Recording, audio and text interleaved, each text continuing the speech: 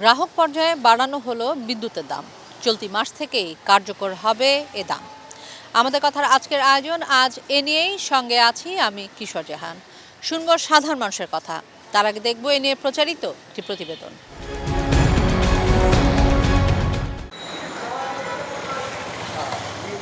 বাজেটের মাসে বিদ্যুতের নতুন দাম ঘোষণা করে একই মাস থেকে কার্যকরের সিদ্ধান্ত দিয়েছে Bangladesh energy regulatory commission BERC। কয়েক দফা শুনানি শেষে দ্রুত সময়ে দাম বাড়ানোর এ আদেশ দেওয়া হলো। BERC বলছে, বিভিন্ন স্ল্যাবের গ্রাহকদের ক্ষেত্রে সর্বনিম্ন 15% থেকে সর্বোচ্চ প্রায় 20% পর্যন্ত দাম বেড়েছে। প্রথম ধাপে 75 ইউনিট পর্যন্ত 6 টাকা 18 পয়সা, দ্বিতীয় ধাপে 76 থেকে 200 ইউনিট পর্যন্ত 8 টাকা 50 পয়সা, তৃতীয় ধাপে 201 থেকে 300 ইউনিট পর্যন্ত 9 টাকা 10 পয়সা, চতুর্থ ধাপে 301 থেকে 400 ইউনিট পর্যন্ত 9 টাকা 62 পয়সা, পঞ্চম ধাপে 401 থেকে 600 ইউনিট পর্যন্ত 15 টাকা 1 পয়সা এবং ষষ্ঠ ধাপে 600 ইউনিটের উপরে নতুন দাম 17 টাকা 35 পয়সা।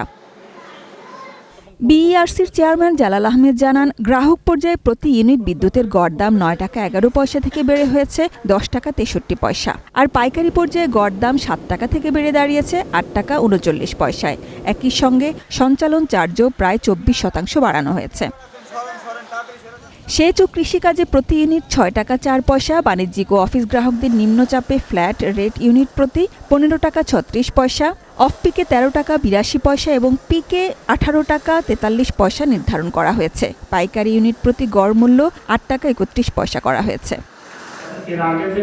সবশেষ 2024 সালের ফেব্রুয়ারিতে বিদ্যুতের দাম বাড়ানো হয়েছিল। BERC চেয়ারম্যান বলেন, কোনো চাপ নয়, বাজেটকে সামনে রেখে দ্রুত সিদ্ধান্ত নেওয়া হয়েছে। এটা তো কোনো চাপ ছিল না, বাজেট পেশ হবে আগামী 11 তারিখে। সো এই জিনিসটা আমাদের মাথায় ছিল যে বাজেটের আগে এটা দেওয়া ঠিক হবে। বিগত অভিজ্ঞতা থেকে শঙ্কা রয়েছে, বিদ্যুতের নতুন এই মূল্য বৃদ্ধিতে গৃহস্থালী থেকে শিল্প সব পর্যায়ে গ্রাহকের বিদ্যুৎ ব্যয় বেড়ে যাবে। BERC চেয়ারম্যান অবশ্যই অবস্থার জন্য বিগত সরকারগুলোকে দায় দেন। গ্রাহকের উপর দিচ্ছি না, আপনারা দেখতেছেন যে এখনও 40,000 কোটি টাকা সরকারের উপরে থাকতেছে। আমরা যদি আমাদের চাহিদা দেখি, এই 16,000 মেগাওয়াটের এগেনস্টে আমাদের ইনস্টল ক্যাপাসিটি 28,000 মেগাওয়াট, ক্যাপটিভ আছে 6,000 মেগাওয়াট। সো আমাদের যে ইনস্টল ক্যাপাসিটি এটা পরিমাণ অনেক বেশি এবং এটার দায়টা এসে পড়তেছে। Sajida Sweety, ATN news, Dhaka. দর্শক, এতক্ষণ রিপোর্টটি দেখলাম, এবারে শুনবো সাধারণ মানুষের কথা। এটা অনেকটাই ক্ষতি পড়বে। এটা সর্ববিষয়ে গ্রাহকের এই বিদ্যুতের কারণে সব কিছুর উপর নির্ভরশীল। পোশাক উৎপাদন থেকে খাদ্যদ্রব্য নিয়ন্ত্রণ থেকে যত কিছু আছে সব কিছুর মধ্যে বিদ্যুতের সম্পৃক্ততা আছে, যার কারণে এই বিদ্যুতের দাম বাড়ার সাথে সাথে সকল দ্রব্যমূল্যের মাল থেকে সব কিছুর দাম বৃদ্ধি পাবে। এটা গ্রাহক পর্যায়ে একটা ক্ষতির প্রভাব পড়বে। এটা না বাড়ালে সবচেয়ে বেটার হইতো। আসলে এই মুহূর্তে দাম বাড়ানোটা আসলে আমাদের সবার জন্য খুবই দুঃখজনক, কষ্টজনক হবে। কারণ দ্রব্যমূল্য এমনিতেই সব কিছু দাম বাড়ছে, তেলের দাম আবার নতুন করে বাড়ছে।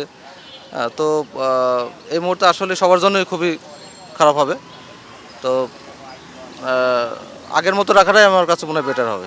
আগে যে দামটা ছিল বা ঠিক আছে। আর আমরা নতুন সরকারের কাছে আশাই করি যে নতুন সরকার যেহেতু আসছে সে সব কিছুর দাম আরও কমাবে, ঠিক আছে, এরকম। তো এখন আসার পর যে সব কিছু দাম বাড়তেছে, বৃদ্ধি হচ্ছে, এটা আসলে আমাদের সবার জন্য দুঃখজনক, ঠিক আছে।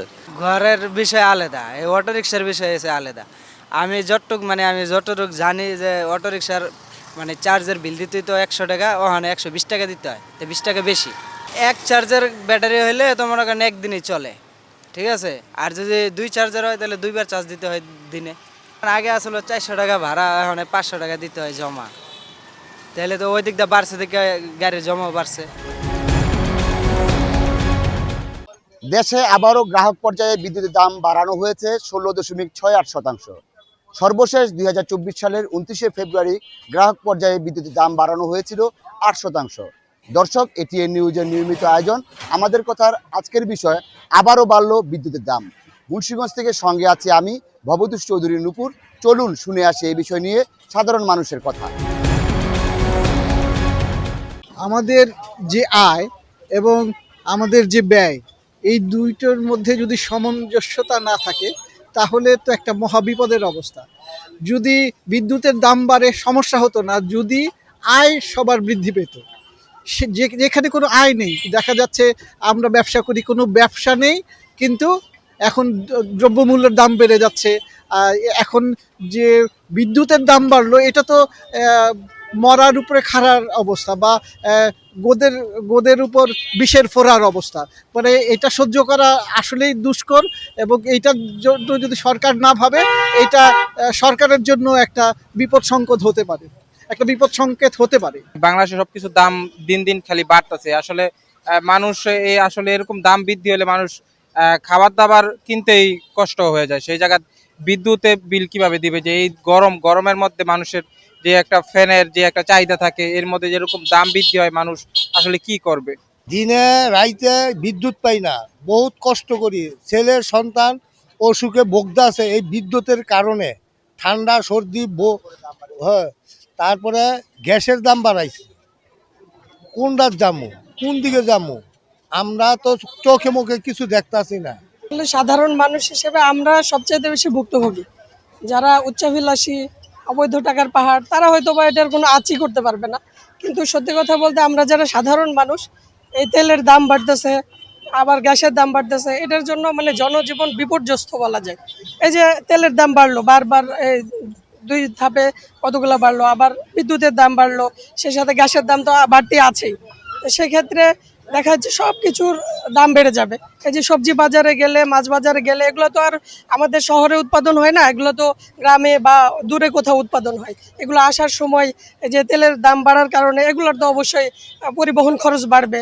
আর চাঁদাবাজি তো আছেই, আল্লাহর হস্তে তো চাঁদাবাজি সব জায়গাতেই আছে। তো যদি খরচটা বেড়ে যায়, তাহলে নিঃসন্দেহে আপনার হচ্ছে যে জিনিসপত্রের দাম বেড়ে যাবে। প্রিয় দর্শক, আমি কামরুজ্জামান সাভার থেকে আপনাদেরকে স্বাগত জানাচ্ছি। এটিএন নিউজের নিয়মিত আয়োজন আমাদের কথা। আজকে আমরা জানব সরকার বিদ্যুতের দাম আরো এক ধাপ বাড়ালো। এই নিয়ে চলুন দেখে আসি সাধারণ মানুষের ভাবনা কি। আসলে আমাদের ভাবনার তেমন কিছু নাই। আমরা যে সেক্টরটা আছি, এই সেক্টরটা আমাদের বিদ্যুৎ 24 ঘন্টাই লাগে। তো বিদ্যুৎ বাড়ুক, সেটা আমাদের কোনো সমস্যা নাই, কিন্তু চামড়া সেক্টরটা এমন একটা সেক্টর, এই সেক্টরে ড্রামে মাল থাকে, তারপরে দিয়া কারেন্টের জন্য কোনো কাজ করা যায় না। এই যে এখন হুট করে কারেন্ট চলে যাবে, দামে কোটি কোটি টাকার মাল পড়ে রয়েছে। আমার কথা হলো বাড়ুক, নিয়ন্ত্রণের মধ্যে থাকুক। যেখানে 10 টাকা বাড়ার কথা সেখানে 8 আনা বাড়ুক, কিন্তু সরকার এমন কিছু যেহেতু না করে, মানুষের উপরে যেহেতু জুলুম না হয়। এটা একটা জনমত আগে সৃষ্টি করা দরকার ছিল। বিদ্যুতের দাম বাড়লে জনগণের কি উপকৃত হবে, জনগণের কি অপকৃত হবে, এইটা আগে দিক নির্দেশনার ভাবা দরকার ছিল গভর্নমেন্টের। যদি এইটা নিয়ে ভাবনা চিন্তা করতো, তাহলে তারা আসলে চিন্তা ভাবনাটা অন্যরকম হইতো। কিন্তু তারা এই ভাবনার দিকে কোনো দিকেই তাকায় নেই গা, যে জনগণের উপকৃত হবে কিনা, দেশের মঙ্গল হবে কিনা, এই দিকে না তাকায় তাদের মন মতো বিদ্যুতের দামটা বাড়াইছে। এতে আমাদের যাতে শিল্পেতে আপনার কষ্ট বাড়বে, শিল্পেতে কষ্ট বাড়লে আপনাদের উৎপাদন খরচ অনেকটাই বেড়ে যাবে। বেড়ে যাওয়ার কারণে আমরা আন্তর্জাতিক বাজারের সাথে সমন্বয় করতে এখন অনেক হিমশিম খেতে হবে। বিদ্যুতের দাম আবার বাড়াতে আমরা আসলে নিরুপায়, আমরা জিম্মি হয়ে রয়েছি। মানে আমরা এরকম ভাবে যে এরকম পরিস্থিতিতে আমরা যারা মানে নিম্ন ফ্যামিলি কিংবা মধ্যম ফ্যামিলি, আমাদের যে পরিস্থিতি, এতে আমরা খাইতেই পারি না। আর এইভাবে সরকার যদি বিদ্যুতের দাম বাড়ায় নেয়, তা আমরা কোথায় যাব? এটা সরকারের কাছে আমাদের দাবি যে বিদ্যুতের দাম যেন না বাড়ে, যে অবস্থানে আছে সেই অবস্থানে যেন থাকে, যেন পারলে আমাদের আরো কমায় দেয়। কেন এই চাপগুলো তো আস্তে আস্তে এই গরিব মানুষের উপরে এসে পড়ে। আমাদের কথার আজকের আয়োজন আজ এ পর্যন্তই। আগামীতে আবারও দেখা হবে আমাদের কথায় অন্য কোনো বিষয়ে, শুনবো সাধারণ মানুষের ভাবনা। সে পর্যন্ত আমি কিশোর জাহান আপনাদের সবার কাছ থেকে বিদায় চেয়ে নিচ্ছি। সবাই সুস্থ থাকুন, ভালো থাকুন, চোখ রাখুন এটি নিউজের পর্দায়।